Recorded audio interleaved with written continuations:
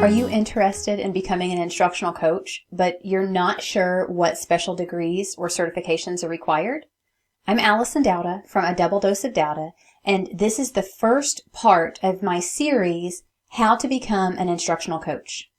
We are going to talk about the different types of coaching positions that are out there and some of the certifications that they may require. First of all, let me say that the title instructional coach can cover a variety of actual job responsibilities. Sometimes a different title can be used to describe an instructional coach, such as a literacy coach or a math coach, or even in my case, an instructional specialist. You need to research the different districts in your area or the regions where you may want to work. And first of all, find out what titles do they have for instructional coaches, and be open to the fact that it might be different than what you would expect.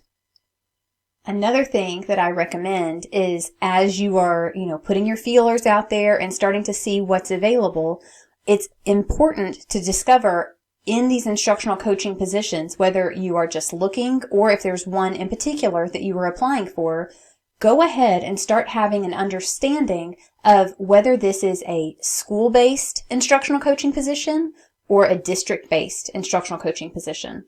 You might be focused at one school and working with that school's teachers, or a couple of schools within the district, or you might be the coordinator for all of the schools within a district in a certain subject area or content area or grade level. So that's all very important to know as you start to discover what's out there and what's available. Now, another thing that can vary, not only in the job titles or the job descriptions, is the degrees that are required. Sometimes an instructional coaching position only requires a bachelor's degree in education. No special degree needed, you just have to have a bachelor's degree in education. Sometimes they might require a master's degree. Sometimes they might require a master's degree in instructional coaching, or they may require a special certification for instructional coaching. Now for me, where I am an instructional coach, the only two requirements that I have to have an instructional coaching position for my district, I have to have a bachelor's degree and I have to have a valid teaching certificate for the state where I live. So those are my two things. But there are some districts that require above and beyond that. There are special degrees out there for instructional coaching. But here's what I want to do. Before you run out and spend thousands of dollars, I want to share some advice with you that was given to me by one of my college professors, and I have followed it and found it to be very valuable. She recommended to me that you always, whenever you're getting another degree, make sure that you get that degree or that endorsement or that certification, whatever it is. If you're paying all of that money, make sure that you're doing something that adds value and that opens up new doors that you didn't have available with your previous degree. So get something that adds a new endorsement. Even if you aren't using that, go ahead and add it, because you're spending all that money and all that time. You might as well do something that gives you a leg up from wherever you were. Just more opportunities down the road. So for me personally, here's what I did. I have a bachelor's degree in interdisciplinary studies. That's a very fancy way of saying elementary education. And I am certified kindergarten through 8th grade. So that was my bachelor's degree for me.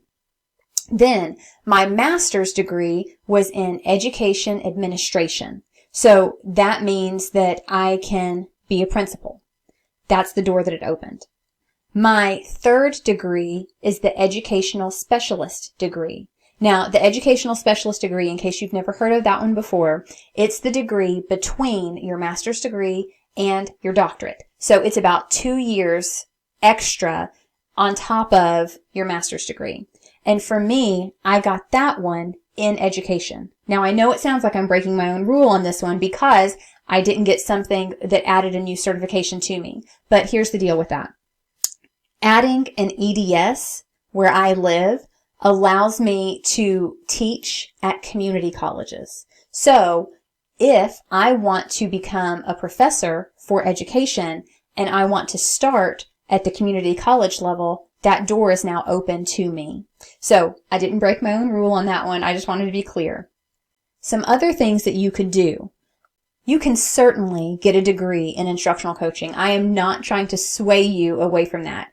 If your dream is to be an instructional coach and you have to have an instructional coaching degree in order to be an instructional coach where you live, then guess what? You need to get that degree in instructional coaching. That makes perfect sense for you.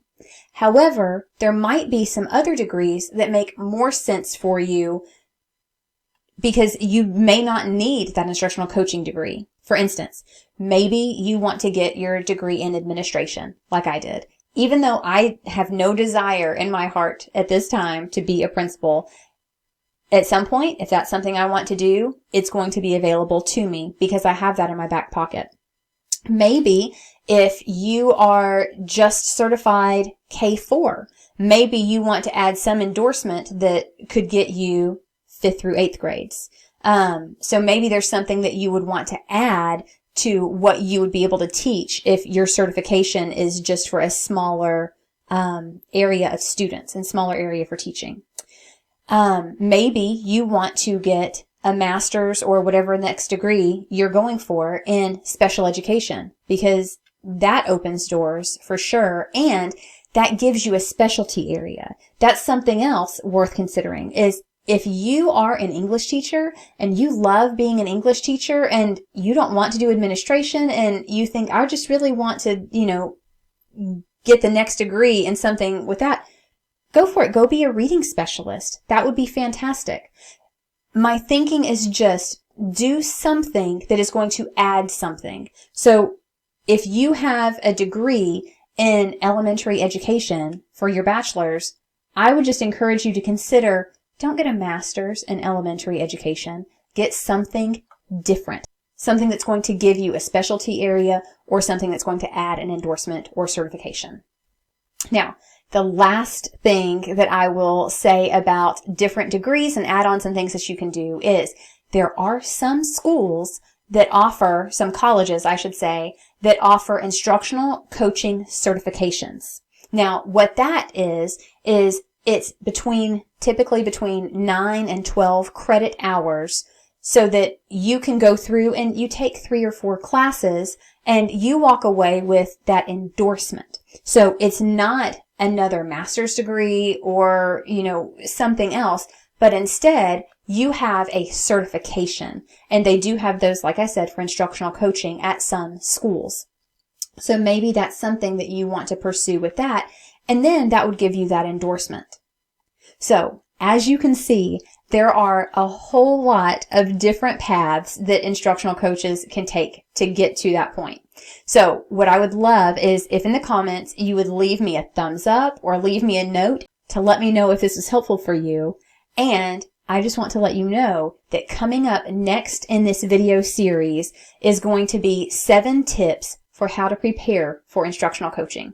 So be sure that you check out the next video and those that follow as well. As always, thanks for watching, and we would love for you to subscribe to our channel.